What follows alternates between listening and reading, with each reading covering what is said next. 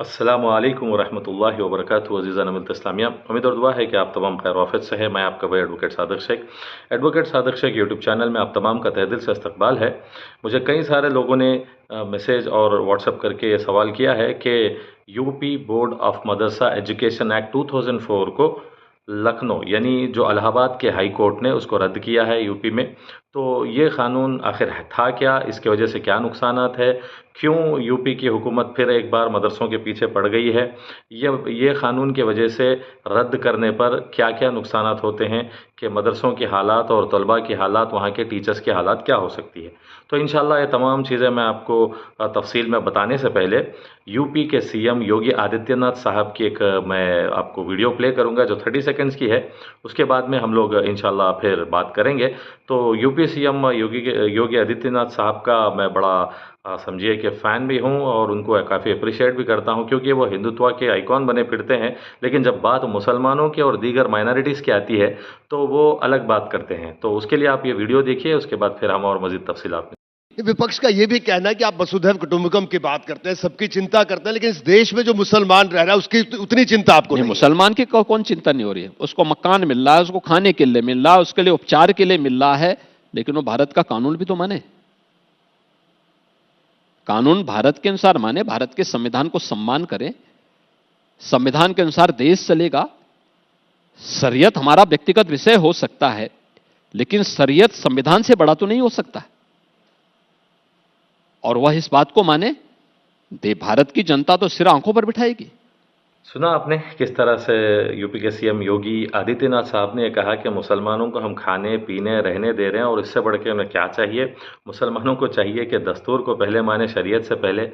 ठीक है योगी आदित्यनाथ साहब, आपको खुद देख लीजिए, आप यूपी के सीएम हैं, लेकिन जैसे मैंने कहा आपका मैं बहुत फ़ैन भी हूँ, इसलिए कि आप हिंदुत्व के आइकॉन बने फिरते हैं। आपके कपड़े पहनने के ढंग में, बात करने के ढंग में, और आप जिस तरह से रूल करना चाहते हैं राम राज वगैरह, तो आप चाहते हैं कि आपका मज़हब आगे हो, आप मज़हब से ही हर काम करें। लेकिन जब मुसलमानों की बात आती है तो आप मदरसों पे, मस्जिदों पे और मुसलमानों की शरीयत पे आप जो है सो वार करते हैं। आप कहते हैं कि दस्तूर को हम पहले रखें। बिल्कुल, हिंदुस्तान का जो मुसलमान है हर कोई शरीयत को साथ में लेते हुए दस्तूर के साथ चलता है। तो दस्तूर खुद ये इजाज़त देती है कि आप शरीयत को फॉलो कर सकते हैं। ऐसे ऐसे क़ानून में आप जो है सो मदाखलत करके आप लोग उसको रद्द करके बता रहे हैं कि मुसलमान दस्तूर से ज़्यादा शरीयत को चाहते हैं। In India Muslims are not by chance, Muslims are by choice. हमारे पास ऑप्शन था कि हम कहीं और चले जाते थे, चाहे वो पाकिस्तान हो, बांग्लादेश में कोई और हो। हम ऐसा नहीं चाहे, हम यही चाहे कि हमारी हिंदुस्तान की आज़ादी के लिए, हमारे हिंदुस्तान की तरक्की के लिए, हमारे हिंदुस्तान में हिंदू मुस्लिम सिख ईसाई भाई भाई की जो नारा और ज़िंदगी है यहाँ पे, हमारी गंगा जमनी तहजीब, उसके लिए हम जाने कुर्बान करते हुए हमारे आबा व अजदाद से हम इस मुल्क में हैं। ये हमारा एक चॉइस है, कोई ऑप्शन नहीं है, चांस नहीं है। तो उसके लिए अब आप तमाम से मैं जो UP board of Madrasa education act 2004 जो रद्द कर दिया गया, तो उसका मैं तमाम तफसील आपके सामने रखूँगा। ये एक्ट की वजह से आप यकीन मानिए, ये एक्ट आज़ादी के बाद में जो भी मदरसे यूपी में क़ायम हैं, उन मदरसों पे रेगुलराइज करने या रजिस्टर करने कोई क़ानून नहीं था, कोई अंदाज़ नहीं था। तो उसको 1969 में पहले गवर्नमेंट ने एक अरबी और पर्शियन यानी अरबिक और पर्शियन बोर्ड के नाम से सामने आए। फिर उसके बाद में वक्तन फ़वक्तन वो 1987 में फिर उसको रिकग्निशन मिला, और जो भी मदरसे होते हैं उनको रजिस्ट्रेशन इस एक्ट, ये अरबिक पर्शियन बोर्ड के एक्ट के तहत करवाया जाता था। फिर उसके बाद में 1995 में माइनॉरिटी वेलफेयर डिपार्टमेंट बनाया गया। तो जैसे वो 1995 का माइनॉरिटी वेलफेयर डिपार्टमेंट बनाया गया, फिर उसके बाद जितने भी मदरसे हैं उन तमाम मदरसों को ये UP board of Madrasa education act 2004 में लिया गया। तो ये एक्ट की ये तफसील है, ये एक्ट की एक अंदाज़ है जो अंदाज से ये बना है। UP board of Madrasa education act 2004 को रद्द करने के लिए बहुत बड़ी साजिश की गई। आप जानते हैं कि जितने भी लोग कोर्ट्स में चैलेंज करते हैं रिट्स के ज़रिए, एक मुसलमान को लाकर तो चैलेंज नहीं कर सकते। आप जानते हैं ट्रिपल तलाक में एक मुस्लिम लेडी को लाए, फिर उसके बाद क्या अंजाम हुआ, कितना खरा खोटा वो लेडी को सुनना पड़ा कि शरीयत के ख़िलाफ़ हो गई। तो अब ऐसे ही अब मदरसे के एक्ट को रद्द करवाने के लिए भी इन्होंने एक साजिश की कि एक writ petition high court Allahabad में फ़ाइल करवाए। वो फ़ाइल करवाने वाले भी एक लायर है, तो उनके ज़रिए इन्होंने पिटिशन फाइल करवा कर ये चैलेंज किया कि जो एक्ट है वो अनकॉन्स्टिट्यूशनल है। तो जो लॉयर ने ने पिटीशन फाइल की। उनका नाम अंशुमन सिंह राठौर है। 2023 में इन्होंने रिट फाइल की थी। फिर उसके बाद जो जजेस इस केस के मामले में जजमेंट दिए वो विवेक चौधरी और सुभाष विद्यार्थी है। इन्होंने 22 मार्च यानी जो भी आए हैं रमज़ान में ही आए हैं। अब समझिए कि वो जो आपको कानून लाया गया था जो सीएए का, वो भी रमज़ान के शुरुआत में ही आया। फिर अब ये जो मदरसा बोर्ड एक्ट जो रद्द किया गया ये भी अभी रमज़ान में ही आया, यानी 22 मार्च 2024 को इसकी जजमेंट दिया ये दोनों जजेस ने। और ये जजेस का साफ तौर से कहना था कि ये एक्ट अनकॉन्स्टिट्यूशनल है, यानी ये एक्ट अपने basic principles structure of the constitution secularism के खिलाफ है। और इनका कहना था कि यूजीसी यूनिवर्सिटी ग्रांट कमीशन के आर्टिकल 22 के खिलाफ है। तो इसलिए कि ये जो मदरसा एजुकेशन बोर्ड बना था इसके अंदर आपको पूरे सहूलतें हैं कि आलिम, फाजिल, मुंशी, ये तमाम यानी इंटर के, अंडर ग्रेजुएशन के, ग्रेजुएशन के डिग्रीज भी दिए जा रहे थे। तो ये पूरे पॉलिटेक्निक वगैरह के भी, तो ये तमाम चीज़ें इनको हजम नहीं हुई। अब जैसा मैंने कहा कि ये तमाम एक बड़ी साजिश है, ये साजिश के तहत ही ये लोग काम कर रहे हैं, तो वो साजिश के तहत ही इसको चैलेंज किया गया। तो अब यकीन मानिए अब ये एक्ट हट जाने से क्या नुकसान यूपी में होता है मदरसों का। तो आप ये मदरसे कितने हैं यूपी के, इसका हम अगर डाटा देख लें तो यूपी में जो रिकग्नाइज्ड मदरसे हैं वो 16,500 है। जिन मदरसों को एड मिलती है हुकूमत की वो 560 है, और जो अनरिकग्नाइज्ड मदरसे है वो 8,500 है। तो कुल मिला के 25,560 मदरसे यूपी के अंदर है। जैसे मैंने आपको बताया यूपी एक वो इलाका और मकाम है जहाँ पर कई अल्लाह वाले वहाँ पे पैदा है, मदफून है, और कई अल्लाह वालों का तारीख़ और जोड़ यूपी से होता है। तो अब इसके अंदर 25,000 जो मदरसे हो गए हैं, इसमें आपको 19 लाख से ज़ायद स्टूडेंट्स वहाँ पर पढ़ते हैं जो रिकग्नाइज्ड है, और 6 लाख जो अनरिकग्नाइज्ड मदरसों में स्टूडेंट्स पढ़ते हैं। तो कुल मिला के 26 यानी 26 लाख स्टूडेंट्स पे ये एक्ट को रद्द करने से असर होगा, और 10,000 टीचर्स भी इसमें परेशान होंगे। और कई सारे मदरसों के जो बिल्डिंग्स है, जो स्कूल्स है, वो तमाम का भी एक सवाल है कि इन तमाम का भी क्या किया जाएगा जब बच्चों को मदरसे से निकाल देंगे। तो कोर्ट ने साफ डायरेक्शन दिया है, इलाहाबाद की कोर्ट ने योगी हुकूमत को, कि ये 26 लाख बच्चों को ले जाकर आप गवर्नमेंट के स्कूल्स में एडमिशन दे, और नए स्कूल्स अगर नहीं बस होते तो नए स्कूल्स बना के एडमिशन दे, तमाम चीज़ें। तो अब रही बात यहाँ पे सवाल ये है कि क्यों ऐसे मदरसों के खिलाफ साजिश रची जाती है। ये मदरसों के खिलाफ साजिश रचना ये अब से नहीं, ये काफ़ी अरसे से हो रहा है। बीजेपी के एजेंडा, बीजेपी के मैनिफेस्टो उन तमाम में है कि मुसलमानों के मदरसों पे ये लोग इस तरह से साजिशें करेंगे। क्यों भाई, मुस्लिम मदरसों में क्या होता है, आपको आलिम, फाजिल, मुफ्ती वगैरह बनते हैं, वहाँ पे मैथ्स, साइंस सब्जेक्ट भी पढ़ाए जाते हैं। अब आजकल तो जैसे मोदी की हुकूमत आने के बाद जो एनसीईआरटी का सिलेबस है, जो national council for educational research training, वो भी वहाँ पे पढ़ाया जाता है। तो माशाल्लाह आप देखिए कि मदरसे के बच्चे जो हमारे हैं उसमें डॉक्टर्स होते हैं, इंजीनियर्स होते हैं, लॉयर्स होते हैं, हर किस्म के पेशे, शोबे, प्रोफेशन में हमारे मदरसे के बच्चे हैं। तो मदरसों से इसलिए इन्हें जनसंघियों को नफरत है कि मदरसे का पढ़ने वाला बच्चा दाढ़ी टोपी वाला होता है, इस्लाम तहजीब जानने वाला होता है, सुन्नत, सलात, सौम का पाबंद होता है। तो मुसलमान की जो बका को बरकरार रखने वाले यही मदारस के मकातिब के दरसगाहों के बच्चे होते हैं। तो इसके वजह से नस्लों में दीन आता है, चाहे वो बच्चियां तालीम हो या फिर बच्चों की तालीम की जाए। तो आप सोचिए जो ये लोग साजिशें कर रहे हैं मुसलमानों की तारीख को मिटाने की, तो वो लोगों को अब ये मदरसे गार्ड बन गए। तो अब जैसे मैंने कहा कि एनआरसी, सीएए, यूसीसी, ये तमाम जैसे कानून है, अब वो ये मदरसा बोर्ड ऑफ एजुकेशन एक्ट को रद्द करना भी उसी का एक हिस्सा है। तो जो मदरसे जिस अंदाज से चलते हैं, जो खुद के हमारे मदरसों को कोई गवर्नमेंट का एड या डोनेशन की ज़रूरत ही नहीं है। आप देखेंगे तो माशाल्लाह आंध्रा, तेलंगाना, दीगर इलाकों में ये खैरात, अतियात जो अब रमज़ान के महीने भी कितने कसरत से सफ़ीर निकलते हैं चंदे करने, तो ये हमारे खून पसीनों के पैसों से अल्हम्दुलिल्लाह मदरसे चलते हैं।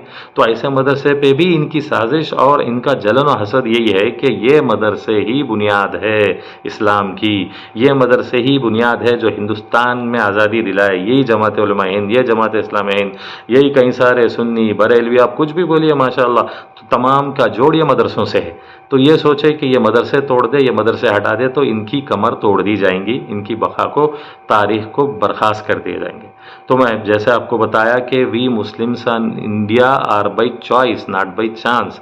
इसी गली की खाक से यही खाक अपनी मिलाएंगे हम, इसी गली की खाक से यही खाक अपनी मिलाएंगे हम, ना बुलाए आपके आए हैं ना निकाले आपके जाएंगे हम। तो ये हमारे हिंदुस्तान की तारीख़ है। अल्हम्दुलिल्लाह यहीं पे हम पैदा हुए, यहीं पे हमने हर चीज़ की कुर्बानी दी है और कुर्बानी देते रहेंगे अल्हम्दुलिल्लाह हमारे हिंदुस्तान के लिए। इसमें किसी किस्म का कॉम्प्रोमाइज़ नहीं है, चाहे आप काले खालून ला लो, नीले खालून ला लो, आप कुछ भी कर लो, लेकिन हम इसके अंदर किसी किस्म का कॉम्प्रोमाइज़ नहीं करेंगे। तो अब जैसे मैंने आपको बताया, ये मदरसा बोर्ड ऑफ एजुकेशन को रद्द करते वक्त कुछ आर्टिकल्स का जिक्र किया गया।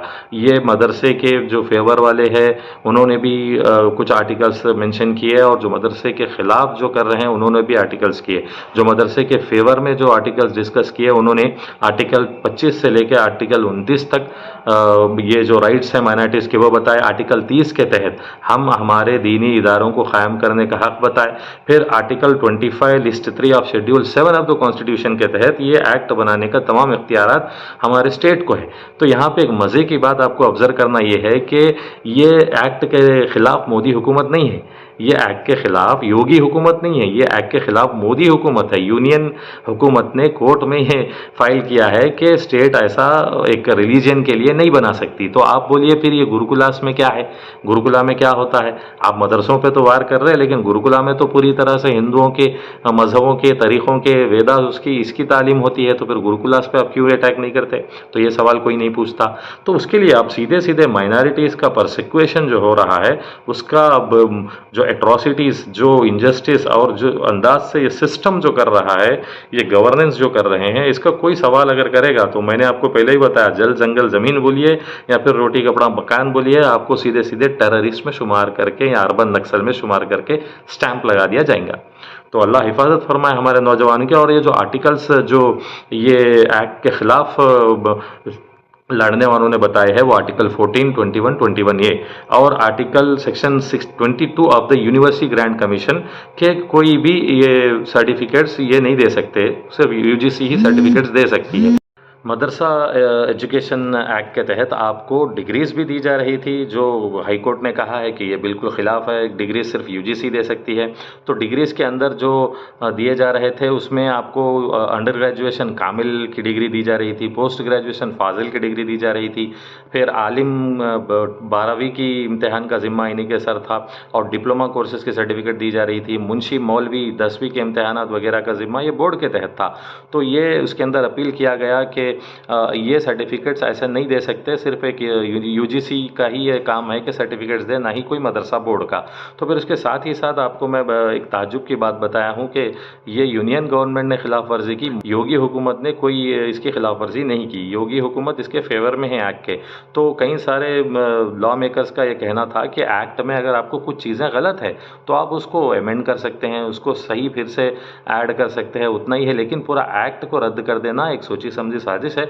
इसके लिए all India Muslim personal law board और दीगर जो मदरसों के ज़िम्मेदारान हैं वो सुप्रीम कोर्ट का दरवाज़ा भी खटखटाएंगे। उम्मीद है कि वहाँ कुछ ना कुछ रिलीफ मिले। तो अब हाई कोर्ट का फ़ैसला तो ये आया है। ये रमज़ान के महीने में मैं तो तमाम भाइयों से गुजारिश और अपील करूँगा कि आप लोग शिद्दत से दुआएँ करें कि इंसाफ हो, और ये जो मदरसों का वो जो अटैक करना है ये सिर्फ एक स्टेट में ही नहीं होगा। फिलवक्त तो असम या बिहार यूपी में चल रहा है, ना कहीं कोई साउथ में भी ये लोग साजिशें शुरू कर दे तो बहुत ही ख़तरा है। तो उसके लिए अब मुत्तहिद होकर काम करना है, एक और एक मुनज़्ज़म बनना है। और जैसे हमेशा अल्लामा इकबाल का एक जो अशार मैं कहता हूँ कि ना समझोगे तो मिट जाओगे हिंदुस्तान वालों, ना समझोगे तो मिट जाओगे हिंदुस्तान वालों, दास्तान तक नहीं होगी तुम्हारी दास्तानों में। तो अब ये मदरसों पे अटैक करना भी यही है कि हमारी जो हिस्ट्री है, हमारी जो 500 साल से ज़ायद हमारे हुक्मरानों ने, बादशाहों ने हुकूमत की है, नामों को मिटा दे रहे हैं, गलियों कूचों के नाम को निकाल दे रहे हैं, लेसन्स निकाल दे रहे हैं हमारे बादशाहों के। तो ये तमाम एक साजिश है। तो हमको चाहिए कि हम इसके ख़िलाफ़ आवाज़ उठाते रहे, वो चाहे social media, micro blogging websites पे क्यों ना हो, और चाहे कोई पिटिशन्स और कोर्ट का दरवाज़ा खटखटा के या मीडिया के सामने क्यों ना हो। जज्बात में आने के बजाय हमको सही फैक्ट सामने रख के हमें इसके ख़िलाफ़ दस्तूर को लॉ के तहत हमें लड़ना है। और ये तमाम चीज़ें जैसे मैंने आपके सामने बताई, मैं उम्मीद करता हूँ कि आपको समझ में आई हैं पूरे। अगर नहीं तो आप लोग मुझको सीधे कमेंट सेक्शन में कमेंट कमेंट करके बता सकते हैं कि और क्या क्या आप जानना चाहते हैं, किस चीज़ पे आपके डाउट्स है। तो अल्हम्दुलिल्लाह जैसा आपको मैंने वीडियो में बताया है कि तमाम जो UP board of Madrasa education act क्या था और कैसे उसके ख़िलाफ़ हाई कोर्ट इलाहाबाद का फ़ैसला आया और कैसे कैसे आर्ग्यूमेंट्स हुए, कौन क्या कहे और कैसे इसको सुप्रीम कोर्ट में चैलेंज किया जा रहा, ये तमाम तफसीलात मैं आपके सामने रखा हूँ। तो एक मौदिबाना गुजारिश और अपील आपसे ये करता हूँ कि ज़रूर मेरे इस चैनल को एडवोकेट सादिक शेख आप लोग लाइक शेयर सब्सक्राइब करें। और रही बात ख़ास बात, फिर से मैं ये बता रहा हूँ कि हमारे मदरसे, हमारे मस्जिद, हमारे खानका, हमारे मकातिब, दीनी दरसगाह और क़ब्रस्तान वगैरह तमाम हमारे जान हैं, हमारी इनसे पहचान है, इनके हिफाजत में, तहफ़्फ़ुज़ में आप उतर जाइए, मुत्तहिद हो जाइए, जानिए कि हमारी तारीख़ क्या है। एक तहरीक को, क़ियादत को बुलंद कीजिए, वरना आप यकीन मानिए आने वाले 2024 में अगर हम आँख नहीं खोलेंगे, ख्वाब गफलत से, गहरी नींद से नहीं जागेंगे तो वक्त बहुत बुरा होने वाला है। तो उसके लिए अब ये जो जैसे एनआरसी, सीईए, यूसीसी तमाम है, उसके तहत ही ये रद्द करना है। मदरसा बोर्ड ऑफ एजुकेशन एक्ट का कोई नई चीज़ नहीं है। तो रमज़ान में एक सीए के क़ानून का नोटिफिकेशन का गिफ्ट मिला, अब ये मदरसा बोर्ड को रद्द कर देने का गिफ्ट मिला। तो ये तमाम चीज़ें होती आ रही है। मैं आप तमाम से फिर एक मरतबा मौदिबाना गुजारिश और अपील करता हूँ कि ज़रूर मेरे चैनल को सब्सक्राइब करें, लाइक शेयर करें। और इसलिए कि मैं आपके सामने जो फैक्ट्स ला रहा हूँ, चाहे वो माइनॉरिटीज़ पे जुल्म ज़्यादती, बर्बरियत के हो या फिर क़ानून को, दस्तूर को समझने की, जानने की, और माइनॉरिटीज़, एसटी, एससी, ओबीसी, दलित वगैरह के इत्तेहाद की जो भी अपडेट्स देता हूँ, और 2024 में कैसे हमारे वोट के हक़ को इस्तेमाल करना है, कैसे वोटिंग परसेंटेज को बढ़ाना है, कैसे वोट रजिस्टर होना है, कैसे हमको जो सेकंड क्लास सिटीज़न की तरह ट्रीट करते हुए जुल्म ज़्यादती, बर्बरियत हो रही, उसके ख़िलाफ़ आवाज़ उठाना, ऑफिसर्स तक हमारी आवाज़ पहुँचाना, इंसाफ का दरवाज़ा खटखटाना, अदलिया का, ये तमाम हो रहे हैं। तो और मज़ीद मैं आपकी खिदमत में आगे बढ़ने के लिए और मेरी हिम्मत अफजाई और साथ होने के लिए आप लोग ज़रूर मेरे चैनल को लाइक शेयर सब्सक्राइब करके आप लोग साथ दे सकते हैं और इस मुहिम में हिस्सा भी बन सकते हैं। जज़ाकल्लाह, अस्सलाम वालेकुम।